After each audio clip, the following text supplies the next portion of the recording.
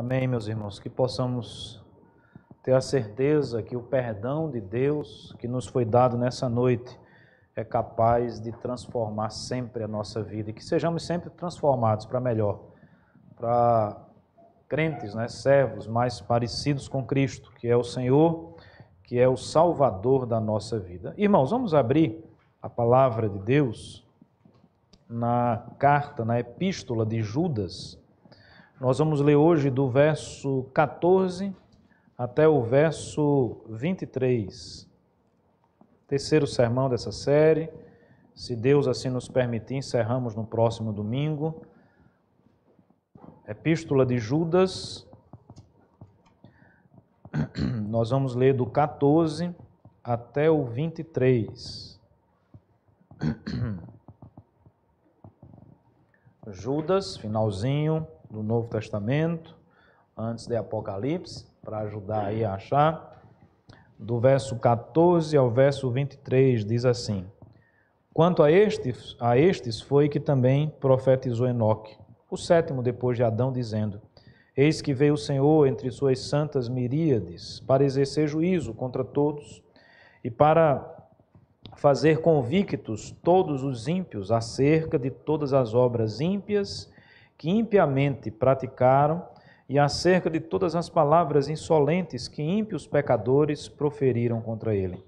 Os tais são murmuradores, são descontentes, andando segundo as suas paixões. A sua boca vive propalando grandes arrogâncias. São aduladores dos outros, por motivos interesseiros. Vós, porém, amados, lembrai-vos das palavras anteriormente proferidas pelos apóstolos de nosso Senhor Jesus Cristo, os quais vos diziam: no último tempo haverá escarnecedores, andando segundo as suas ímpias paixões. São estes os que promovem divisões sensuais que não têm o Espírito.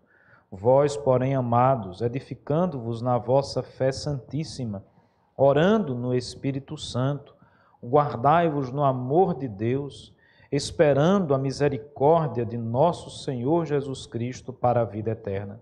E compadecei-vos de alguns que estão na dúvida, salvai-os, arrebatando-os do fogo. Quanto a outros, sede também compassivos em temor, detestando até a roupa contaminada pela carne. Vamos orar, irmãos, pedindo a graça do Senhor. Vou pedir a Ariane que nos eleve a Deus nesta oração, intercedendo pela mensagem, por todos nós que vamos ouvir a palavra nessa noite. Vamos orar. Senhor, nosso Deus, nosso Pai querido e amado,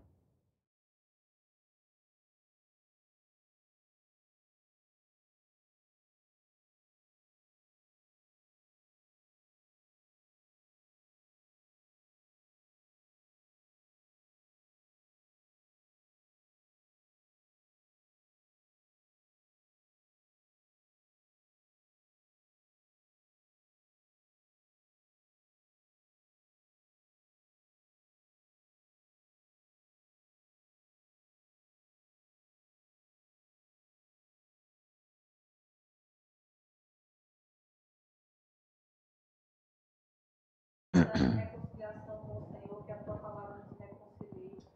Se houver necessidade,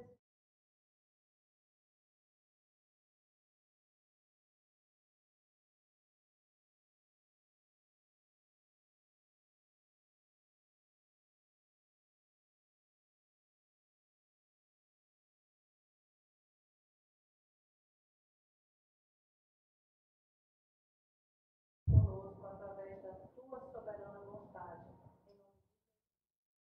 Amém, amém. Meus amados irmãos, nós estamos aí nesses últimos domingos expondo esta carta.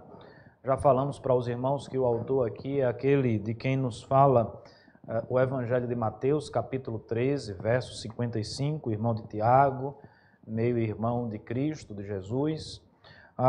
O objetivo salta aos nossos olhos dessa carta, é a defesa do verdadeiro Evangelho. Nós temos estudado também aqui pela manhã o Evangelho de João, expondo inclusive no decorrer das nossas mensagens, e hoje eu falei isso de uma forma muito clara, que um dos grandes problemas enfrentados pela igreja cristã no seu nascedouro, nos primeiros séculos, são as heresias que se levantavam. Inclusive, levantavam-se dentro da própria igreja. De modo que os apóstolos escreviam para defender a verdadeira fé, os apóstolos escreviam para pastorear a igreja. Nós refletimos há domingos atrás sobre a primeira carta de Paulo aos Coríntios, uma carta também que tem como objetivo e propósito instruir aquela igreja, que tinha dúvidas sobre vários assuntos, que tinha problemas que precisavam ser tratados. Então, o mecanismo que os apóstolos, os primeiros pais da igreja, né, os primeiros pastores utilizavam, além das visitas, além da presença física, além das pregações, era escrever cartas, missivas, epístolas, com o objetivo de instruir a igreja. E aqui, de uma forma muito específica, o objetivo é defender a fé. E nós já falamos nos primeiros versos e percebemos sobre alguns pontos interessantes para defendermos essa fé. Hoje, eu queria que nós olhássemos para esse texto na perspectiva de que uma das grandes maneiras, uma das grandes formas que nós temos para defender o verdadeiro evangelho é pregar esse evangelho. Interessante que, por exemplo, nós vivemos hoje dias de embate político muito acentuado. Os irmãos haverão de concordar comigo. Os ânimos, às vezes, muito acirrados. Eu não questiono e não desprezo aqueles que se colocam enquanto cidadãos, politicamente, naquilo que creem, naquilo que acredita. Não há nenhum erro nessa perspectiva. Mas nós, enquanto Igreja de Cristo, precisamos sempre entender que o nosso maior papel, a nossa maior função é pregar o Evangelho. Isso nunca pode sair de vista, isso nunca pode deixar de ser a razão primeira do nosso discurso, da nossa fala, dos nossos posicionamentos. Nós precisamos e devemos pregar o Evangelho. Obviamente, isso se mostra, meus amados irmãos, como uma grande defesa da verdade ou das verdades de Deus. Isso nos remete ao que aqui Judas nos apresenta, né? E o primeiro ponto que eu gostaria de destacar nessa perspectiva de pregar o Evangelho é que nós devemos pregar o Evangelho, reafirmar o Evangelho que pregaram os apóstolos, que pregou o próprio Senhor Jesus. Isso é muito importante ficar claro na nossa mente e no nosso coração. Por quê, meus amados irmãos? Porque existem várias doutrinas falsas, existem, entre aspas, vários evangelhos sendo aí pregados. Se nós olharmos para o texto, a gente vai ver inclusive uma continuidade aí do versículo 14 até o versículo 16. O texto vai nos falar, não é, dessas profecias, dessa palavra de Deus que atravessa tempos, épocas e gerações. Quando nós olhamos para o versículo 17, ele, de forma assim muito objetiva, diz o seguinte: vós, porém, amados, lembrai-vos das palavras anteriormente proferidas por quem, meus irmãos? Pelos apóstolos. Quem são os apóstolos? Aqueles que estavam perto de Cristo, aqueles que testemunhavam de Cristo e testemunharam de Cristo, aqueles que tinham a função também de dar sequência à igreja, de continuar pregando a palavra quando Cristo foi crucificado, quando Cristo foi assunto aos céus, quando Cristo deixou de estar conosco. Lembremos de hoje pela manhã, quando Cristo deixou de tabernacular conosco, não é? Ele continua sendo verdadeiramente homem, mas agora ele não está mais habitando enquanto homem no nosso meio. O texto bíblico e a palavra, a revelação de Deus diz que Cristo foi assunto aos céus. Ele hoje está, do ponto de vista não só da sua natureza divina, mas da sua natureza humana também, assentado à destra de Deus Pai. Ele não está mais presente, ele não está assentado aqui no nosso meio. Obviamente que a sua presença é real enquanto Deus, porque Deus é onipresente. Deus está em todos os lugares, em todos os momentos.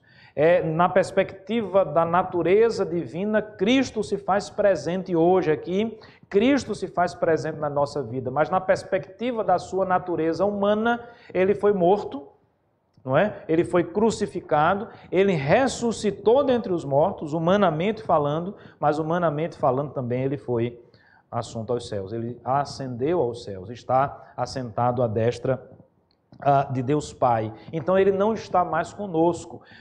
O texto, inclusive, quando nos remete lá ao momento histórico da ascensão de Cristo, e eu sempre digo isso, eu imagino que aquele foi um momento de uma beleza maravilhosa para aqueles que estavam testemunhando. Talvez até o próprio João, que escreveu o Evangelho, fosse uma das testemunhas que estivesse ali presente. Por isso que ele diz, vimos a sua glória, não é? Como a do unigênito do Pai. Ele sobe às alturas de forma gloriosa, não é? Ele vai à presença de Deus, ele é assunto aos céus.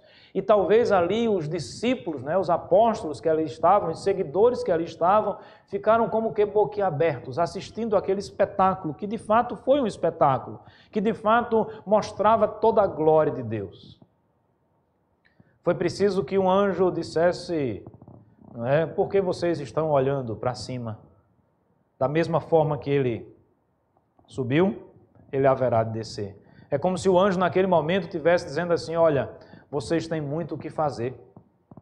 Não tem como ficar olhando para cima. Não tem como pensar a vida cristã apenas na perspectiva da contemplação.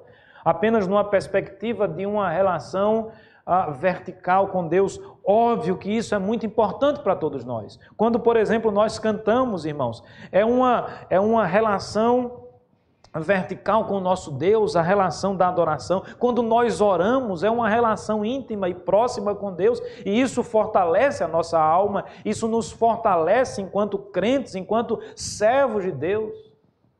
Mas a ordem de Deus também, ela é posta no campo horizontal das nossas relações humanas. Os apóstolos precisavam dar continuidade ao evangelho que foi anunciado pelo Senhor Jesus. O evangelho que mostra que o homem é pecador, o evangelho que mostra que todos nós somos pecadores e que nós carecemos e precisamos de Cristo, o evangelho que mostra que Cristo é o único caminho que nos conduz a Deus, o evangelho que fala da salvação, o evangelho que fala também da condenação eterna, o evangelho que prega que Cristo vai voltar, de modo que os apóstolos continuaram pregando essas verdades.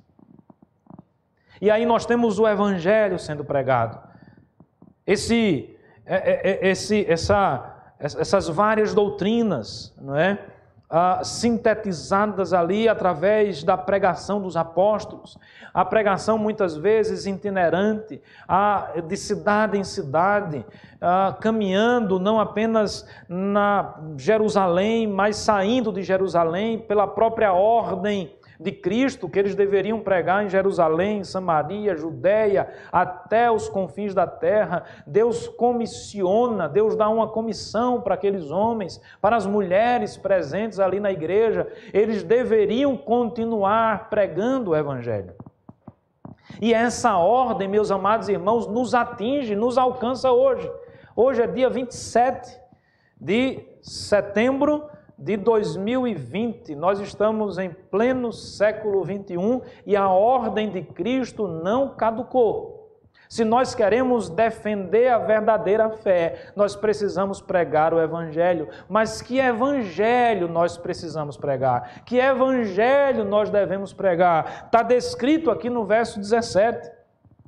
Lembrai-vos das palavras anteriormente proferidas pelos apóstolos de nosso Senhor Jesus Cristo. Nós precisamos, meus amados irmãos, pregar o evangelho, reafirmar o evangelho pregado pelos apóstolos. A igreja precisa sempre revisitar as suas origens e as suas bases.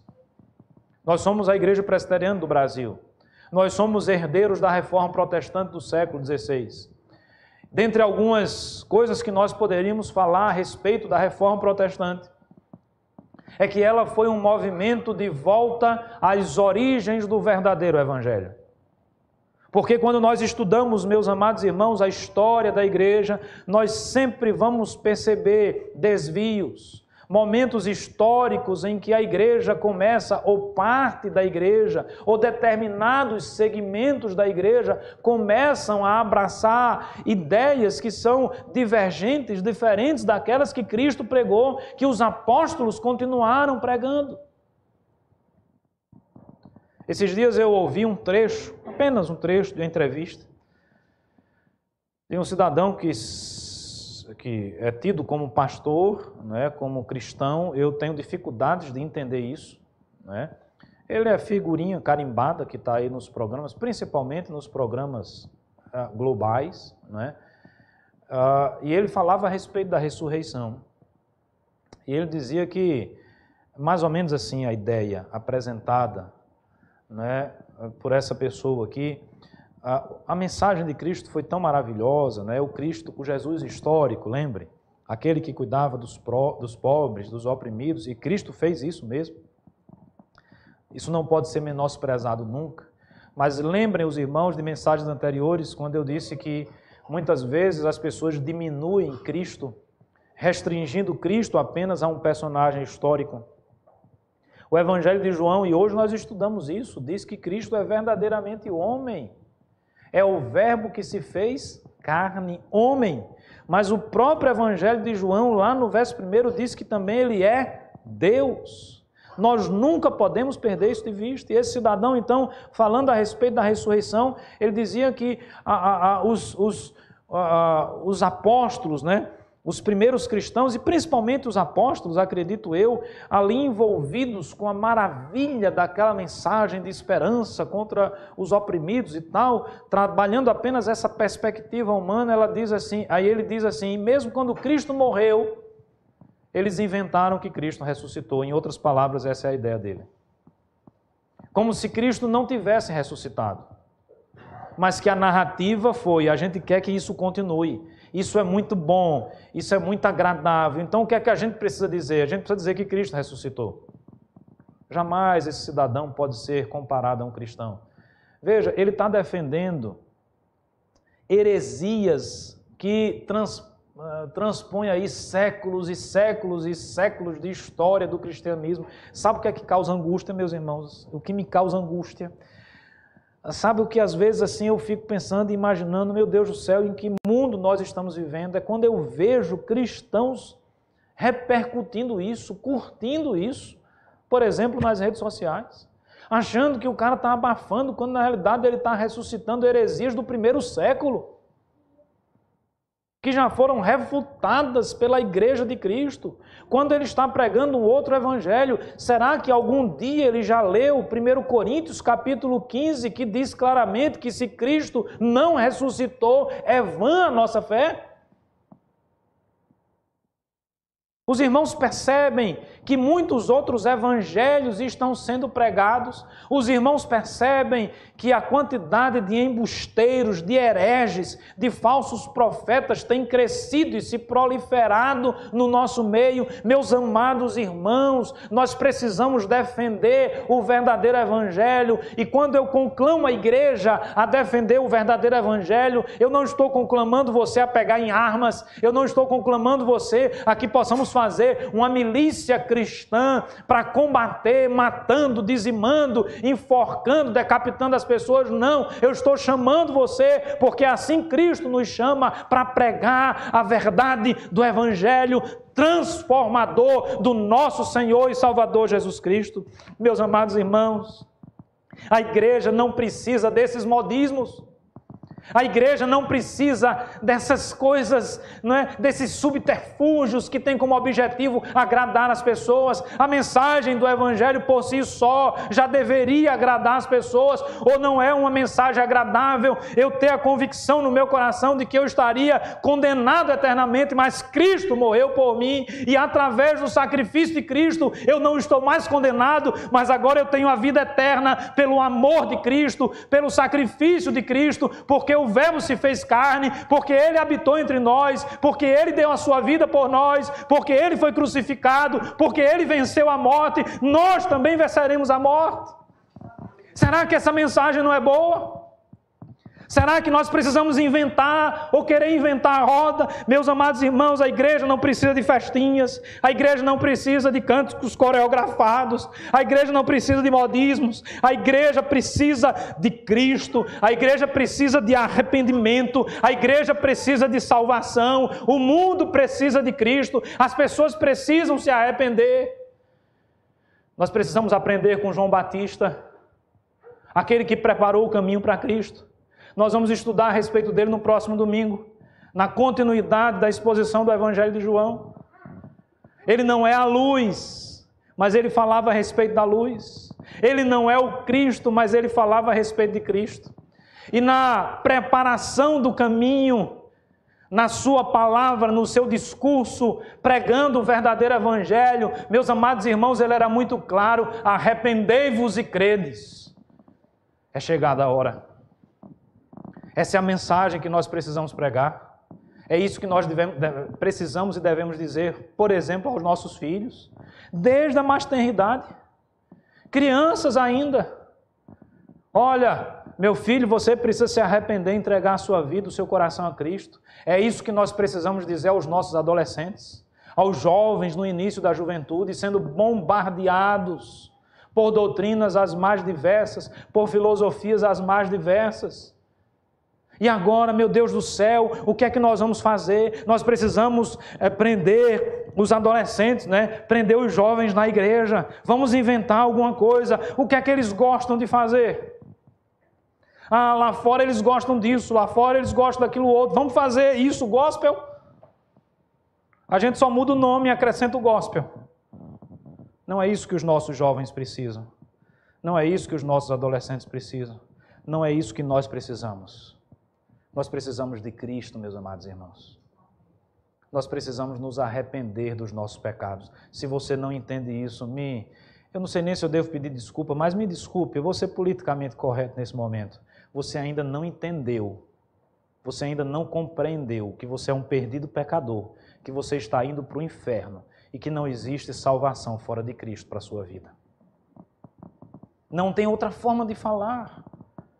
Eu queria ser bonzinho, eu queria ser o tio, gente boa. Eu queria ser o tio legal, que vai dizer: não, galera, está tudo tranquilo, no final todos serão salvos. Faz o que tu quiser fazer da tua vida.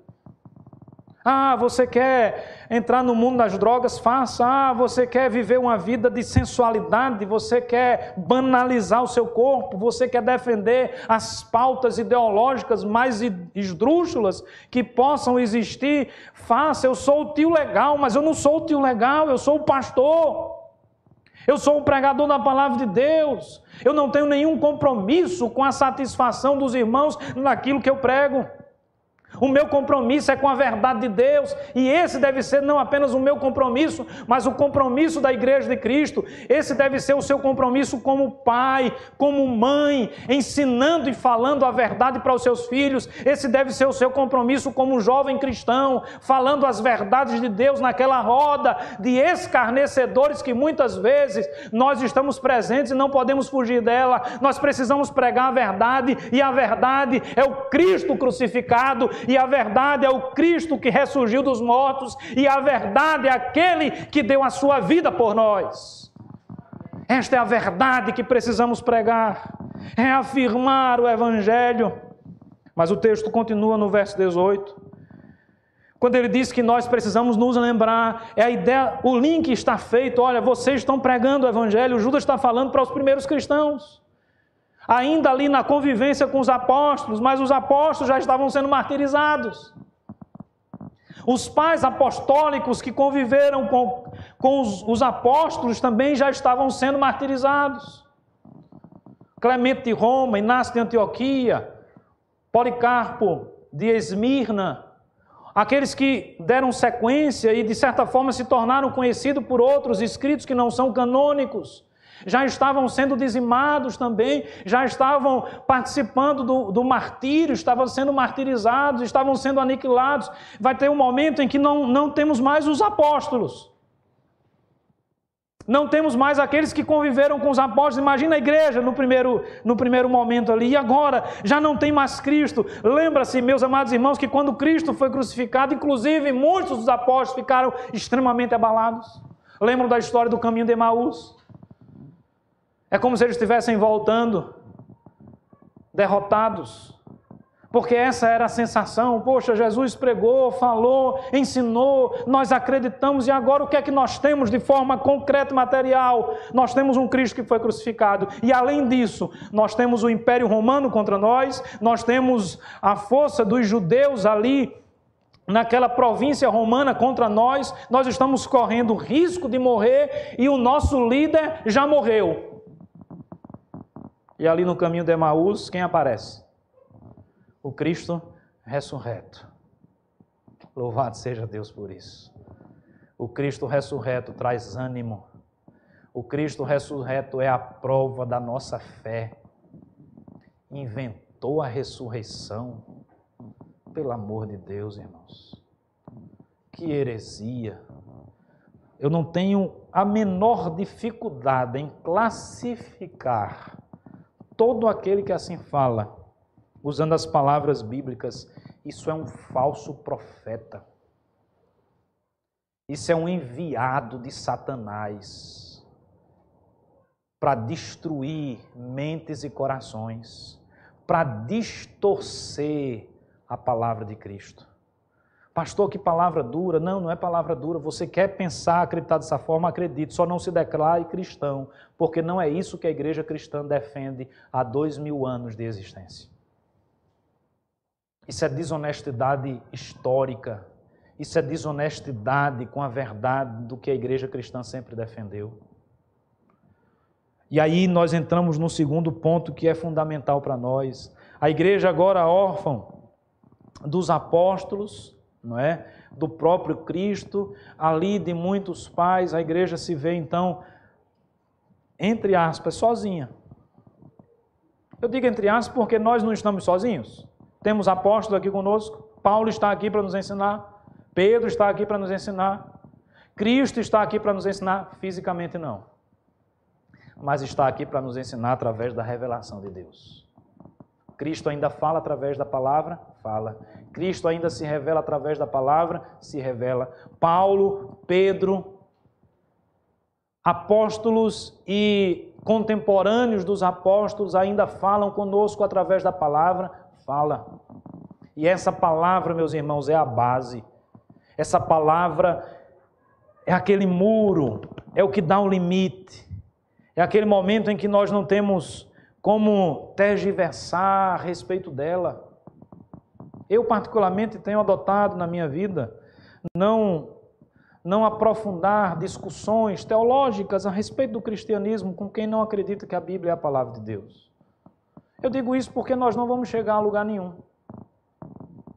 Mas se alguém de fato entende que essa é a revelação de Deus, aí nós podemos discutir. Então vamos tirar da revelação de Deus as verdades que ela fala ao nosso coração. Nós precisamos lembrar das palavras dos profetas. Nunca esqueça disso. Volte aos apóstolos. Volte à doutrina apostólica. O credo apostólico, limite maravilhoso de doutrina, documento básico, fundamental, mas tão esclarecedor. Não podemos menosprezar isso. É nisso que nós cremos. Nós precisamos do básico. O segundo ponto está aqui descrito no verso 18. No último tempo haverá escarnecedores andando segundo as suas ímpias paixões. Esse texto começa a descrever, irmãos, a respeito dos falsos profetas. O mesmo que foi descrito aí no texto que nós lemos hoje, sequenciado da palavra de Deus, segunda carta de Pedro, capítulo 2. São estes os que promovem divisão, sensuais, que não têm o Espírito, e aqui o Espírito é o Espírito Santo de Deus. Homens, mulheres, seja lá o que for, pessoas que não falam em nome de Cristo, pessoas que podem até se declarar cristãs, mas não pregam a verdade do cristianismo. Meus amados irmãos, nós não podemos ser como aquela criança que é levada de um lado por outro por ventos de doutrinas. Nós não podemos dar ouvidos a histórias de velhas caducas. Porque é isso que, de fato, se apresenta diante de nós na boca desses falsos profetas. São linguagens até bonitas. São histórias interessantes. Você já conversou, por exemplo, com uma pessoa que está com Alzheimer ou com alguma demência senil, alguma coisa assim. São histórias até engraçadas, interessantes. A gente se diverte, não é? Mas tem fundamento. É isso que a gente vai seguir. As fábulas contadas, as histórias, não é?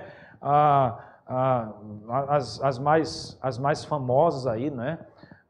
Sei lá, Chapeuzinho Vermelho, os Três Porquinhos, não é? Tantas outras fábulas e historinhas que são interessantes. Às vezes são agradáveis de ler, às vezes tem até um ensinamento ali moral, outros não. Outros, em vez de ter um ensinamento moral, está embutido ali uma distorção daquilo que nós deveríamos ter como moral na nossa vida. Precisamos ter muito cuidado com isso também.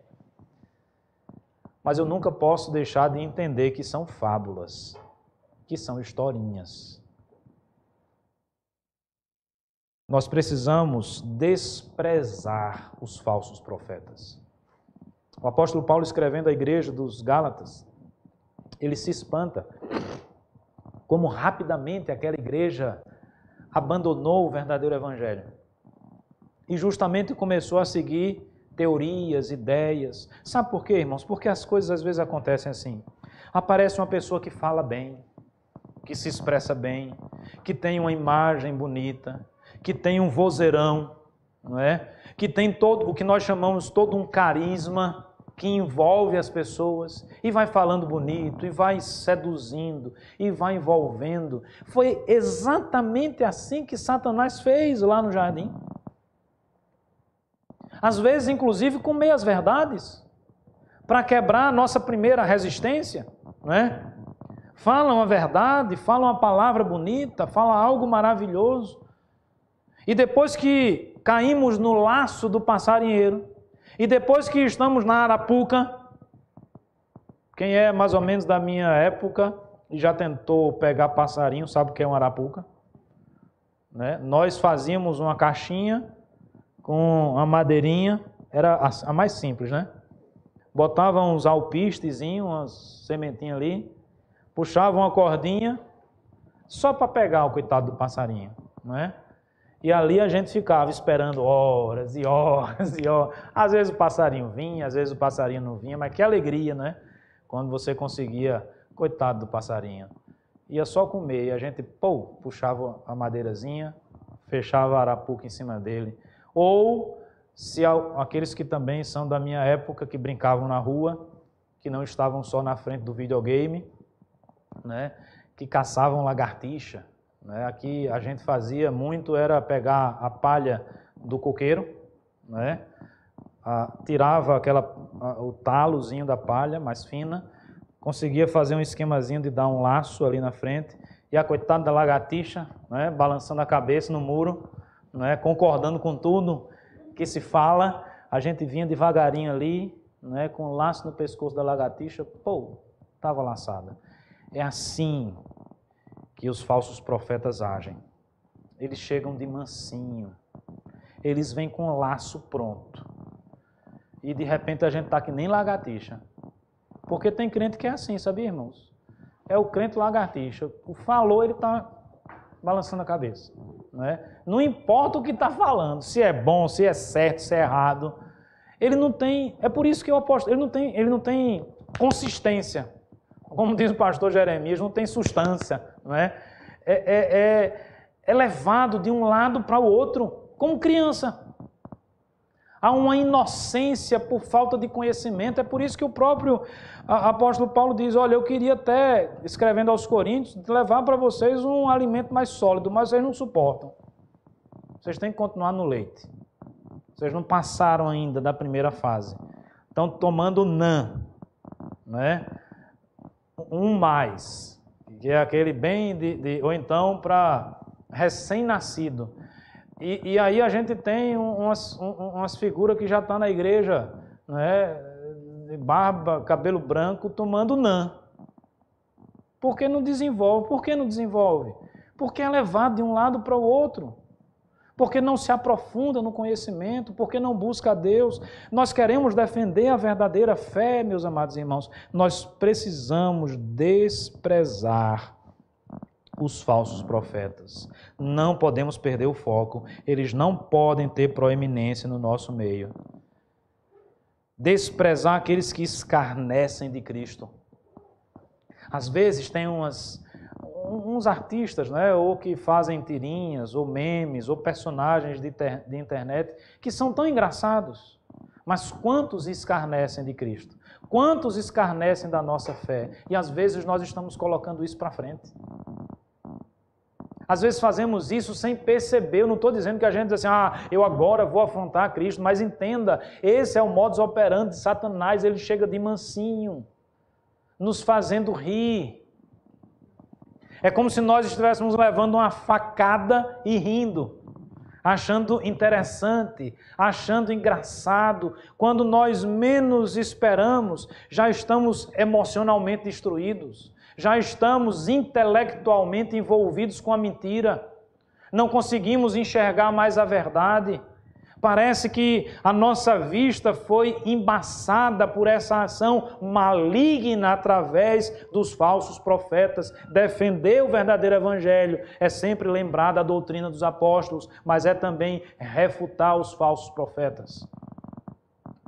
Desprezar os falsos profetas. Estes promovem divisões sensuais que não têm o Espírito de Deus neles. É exatamente isso mesmo. Eles vão mexer com as nossas paixões, não é? A sensualidade nada mais nos apresenta aqui do que essas paixões, esse velho homem querendo aparecer, não é? Como nós percebemos isso nos nossos dias, meus amados irmãos? Nós precisamos estar atentos com relação a isso. O mercado que se faz do corpo, especialmente do corpo feminino. Minhas irmãs em Cristo, jovens, adolescentes, tenham cuidado com isso. Essas coisas não fazem bem. Às vezes nós estamos destruindo, não é, a nossa imagem cristã, nós estamos sucumbindo a ideologia sem perceber. É como eu falei, estamos recebendo a facada e rindo, achando que estamos fazendo a melhor coisa do mundo, achando que nós estamos sendo descolados, achando que nós estamos fazendo o que todo mundo faz e por isso estamos fazendo o certo. É nessa hora que vem aquela velha palavra da mãe e do pai. Se o seu amigo se jogar na frente de um trem, você vai se jogar também. Eu disse essa para não dizer a outra que é nojenta. Eu sei que tem outra. Mas essa eu digo em casa, não vou dizer aqui, principalmente com transmissão, não é? É isso que você vai fazer? Se o seu amigo faz isso, você vai fazer isso também. Vamos para o versículo 20. Vós, porém, amados, edificando-vos na vossa fé santíssima, orando no Espírito Santo. Eu queria destacar aqui a expressão edificando-vos. Veja, eu disse que na defesa da fé nós precisamos pregar o Evangelho conforme os apóstolos pregaram o verdadeiro Evangelho. Eu disse que nós precisamos desprezar os falsos profetas, tirar os falsos profetas do meio de nós, não dar ouvidos a esses filhos do demônio. E eu estou dizendo e afirmando também, nas palavras aqui do texto, no terceiro ponto, que nós precisamos buscar edificar a nossa fé. A ideia de edificar, meus irmãos, é a ideia de fortalecer, a ideia de construir, não é? Geralmente no Novo Testamento a gente pode usar esses dois significados nessa palavra, né? Edificando-vos na vossa fé santíssima, orando no Espírito. Veja, irmãos, como é que nós fortalecemos a nossa fé? O texto, de certa forma, já deixa aqui, não é? As orientações. Por exemplo, orando. Esse é um exemplo, é uma forma como nós podemos edificar a nossa fé. Eu pergunto, você ora? E essa pergunta eu faço a mim também. O tanto que você deveria orar, com a intensidade que você deveria orar. Nós temos vivido uma vida de oração na presença de Deus. Nós temos fortalecido a nossa fé. Uma outra maneira de fortalecer a nossa fé é estudando a palavra de Deus, é lendo a Bíblia. Nós estamos fortalecendo a nossa fé nesse contexto também. Meus amados irmãos, nós estamos sendo bombardeados. Nós estamos em guerra espiritual. Nós não podemos menosprezar isso. Será que os irmãos não conseguem enxergar que a Igreja de Cristo está sendo atacada violentamente, principalmente nos dias em que nós vivemos?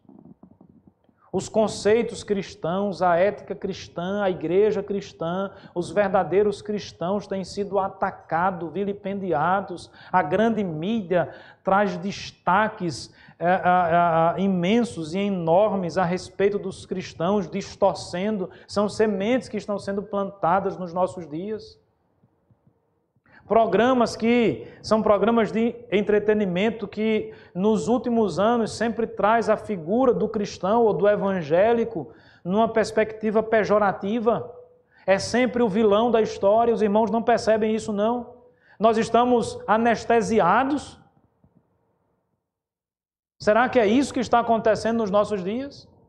Nós perdemos a capacidade de avaliar o mundo que nos cerca? Talvez nós perdemos essa capacidade porque nós não edificamos a nossa própria fé, porque nós não oramos, porque nós não estudamos a Bíblia, porque nós não buscamos o discernimento que Deus nos dá, porque nós não buscamos a sabedoria que Deus pode nos dar através da sua palavra. Talvez porque nós estejamos amando muito mais esse mundo do que o Cristo que entregou a sua vida por nós. Talvez porque a nossa mente esteja já escravizada por este mundo e pelas coisas deste mundo, como se só pensássemos nas coisas dessa vida. Os sonhos, os planos, né?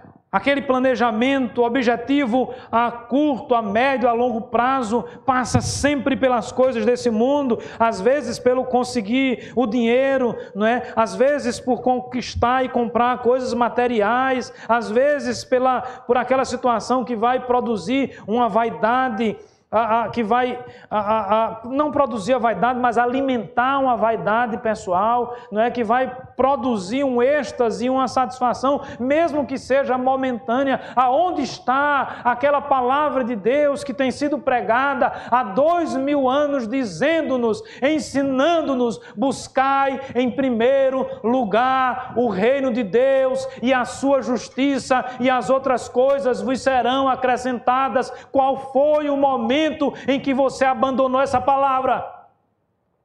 Qual foi o momento que você deixou de acreditar em Deus? Qual foi o momento que você disse, isso não vale para a minha vida, eu não vou buscar em primeiro lugar o reino de Deus, eu tenho que buscar as outras coisas? Qual foi o momento, meu irmão, que você deixou de ter fé? Qual foi o momento em que você caiu no laço do passarinheiro? Qual foi o momento em que você caiu na arapuca? Qual foi o momento em que alguém fez a sua cabeça e o seu coração, desviando você dos caminhos e da verdade de Deus? Ou essa palavra não serve para nós? Essa página da Bíblia a gente rasga? Ah, pastor, é muito bom falar isso, mas a gente sabe qual é a nossa dificuldade. É esse caminho que você quer seguir, meu irmão? A vida cristã é uma vida de fé.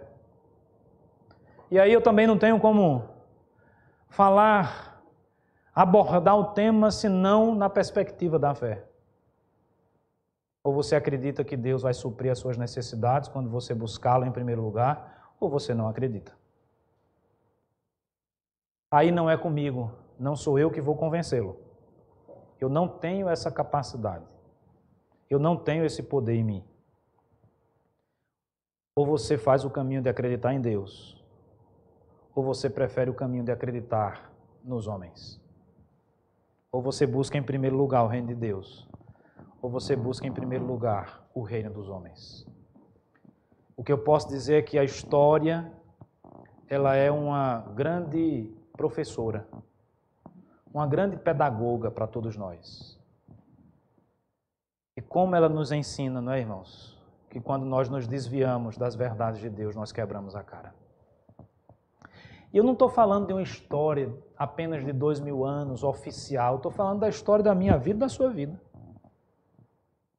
Peça a Deus sabedoria, ore e avalie aquele momento em que você tomou essa decisão, consciente ou inconsciente, de não buscar em primeiro lugar o reino de Deus. o aperto que você passou?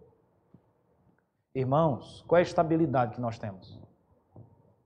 Hoje nós estamos empregados, amanhã podemos não estar empregados. Hoje nós temos saúde, amanhã podemos não ter saúde. Será que a gente não consegue enxergar isso? Agora, como nós lemos no Salmo de hoje, em algum momento Deus nos abandona? Em algum momento Ele deixa de ser o refúgio? Nós passamos dificuldades. Nós passamos aflição. Nós somos, às vezes, provados até o extremo. Quando eu digo extremo, é até quase ao limite, porque mais do que o limite, Deus não nos prova. Os primeiros pais, os apóstolos, foram provados também. E eles foram encontrados fiéis. Porque eles tinham uma convicção, uma certeza. Eu vou buscar, em primeiro lugar, o reino de Deus. E as outras coisas são consequências. Elas serão acrescentadas pelo próprio Deus. Louvado seja o nome do Senhor por isso. Nós precisamos edificar a nossa fé. E eu fecho, irmãos, olhando um pouquinho para o verso 22 e 23. O texto diz assim: e compadecei-vos de alguns que estão na dúvida. Salvai-os, arrebatando-os do fogo. Veja, a ideia aqui é o seguinte: nós estamos nessa batalha espiritual. Alguns estão cedendo aos falsos profetas. Alguns estão sendo seduzidos pelos falsos profetas. Alguns deixaram em algum momento de edificar a própria fé. E aí estão indo atrás de contos da carochinha, de histórias de velhas caducas. E nós que permanecemos firmes, o que é que nós devemos fazer? Nós devemos agir com humildade. Nós devemos agir com amor. Nós devemos agir com compaixão. Nós devemos orar pelos nossos irmãos. Nós devemos pregar a verdade para os nossos irmãos. Nós precisamos nos compadecer daqueles que estão na dúvida. E aí a ação da igreja é uma ação que deve ser inteligente, para não afastar e sim para agregar, e sim para atrair. Da mesma forma que Satanás é astuto, nós precisamos agir com inteligência e astúcia nesse sentido. Tirando aqueles que estão para ser destruídos pelo fogo. Essa é a expressão aqui. Veja aí no verso 23, né? Salvai-os, arrebatando-os do fogo. Existem algumas pessoas que estão, de fato, a ponto de serem exterminadas. É aquele momento em que a gente diz assim, não tem mais o que fazer.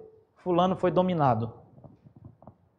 Eu sei e conheço realidades, talvez de alguns pais aí que estão extremamente angustiados pelo caminho que um filho ou outro decidiu seguir na vida, afastando-se completamente de Deus, trilhando um caminho de pecado, de distanciamento da palavra.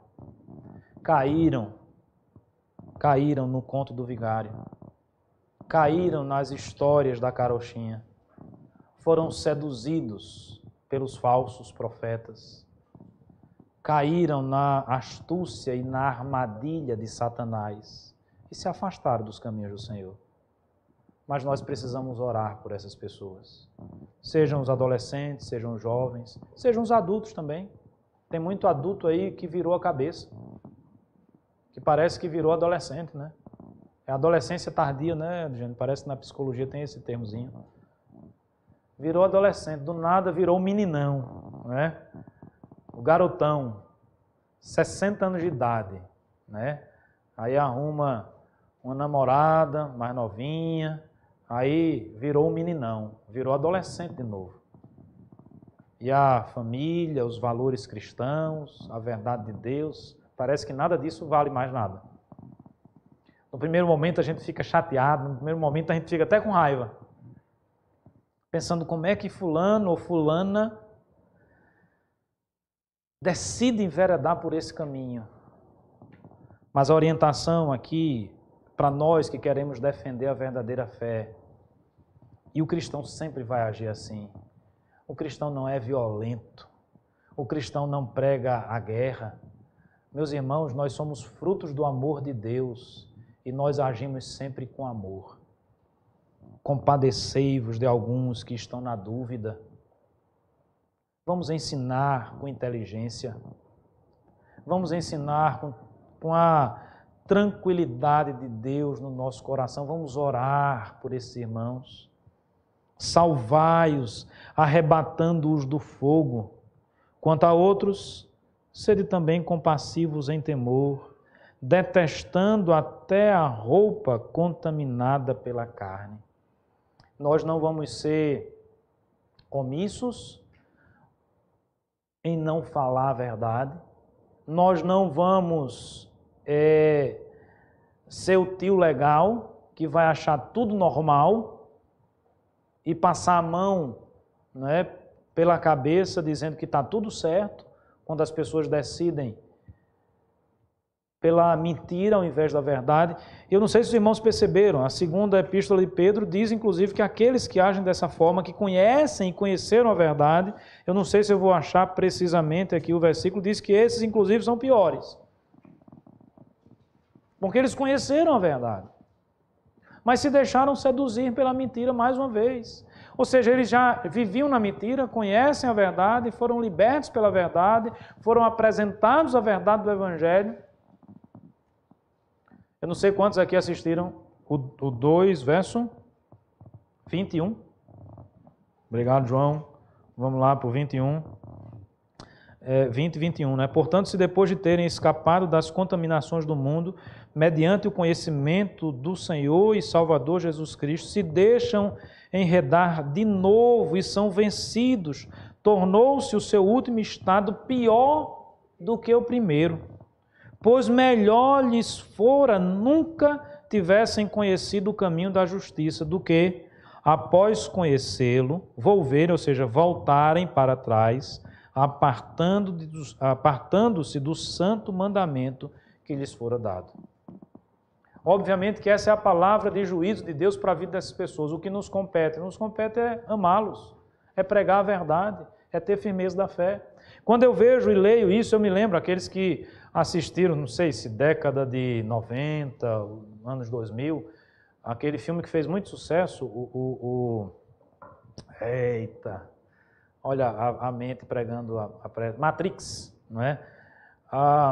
Que é uma história bem envolvente, pelo menos o primeiro. Os outros dois eu dispensaria. Para mim, bom foi só o primeiro mesmo. E aí, é aquela história da pílula, né? Você quer qual? Você quer continuar sendo enganado, vivendo numa Matrix? A Matrix tem o luxo da Matrix. Você vai comer uma comida boa, você vai ter mulheres bonitas, você vai ser enganado, mas no engano que você vive, de alguma forma você vai satisfazer os prazeres da vida. Ou você vai tomar a pílula e se desligar da Matrix e viver a verdade, que muitas vezes é maltrapilha, que muitas vezes não tem um alimento tão saboroso como o alimento do engano. A maioria escolheu por um lado, mas teve um cidadão que disse: eu prefiro ser enganado. Tem gente igualzinha até hoje, que mesmo tendo a oportunidade de seguir a verdade, escolhe tomar a pílula do engano e da falsidade. Isso não é de hoje, não.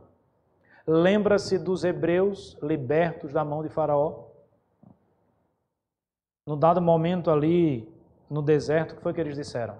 Faltava-lhes a comida? Não.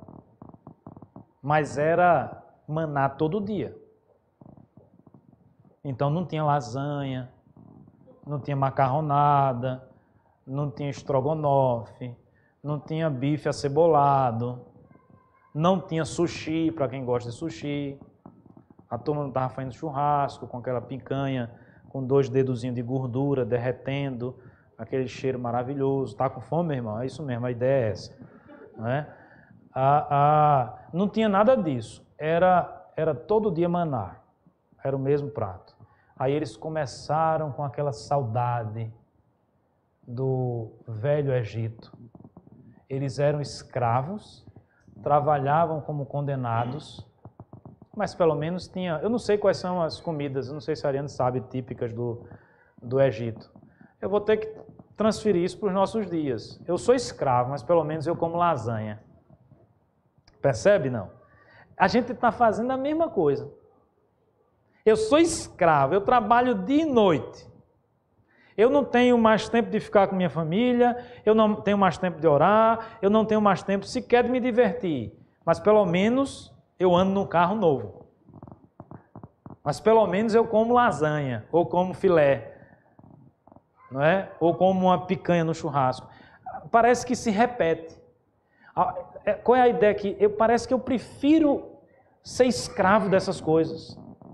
O texto nos traz a ideia de que nós precisamos salvar. É como se essa pessoa estivesse indo para uma condenação, para o fogo, não é? Fogo aqui traz a ideia de condenação e eu preciso salvar. Obviamente que isso não nos compete, nós não temos competência e força espiritual para isso, mas o que nos compete é pregar a verdade, é orar por essas pessoas, é falar do amor de Cristo, esperando sempre que Cristo faça a sua obra.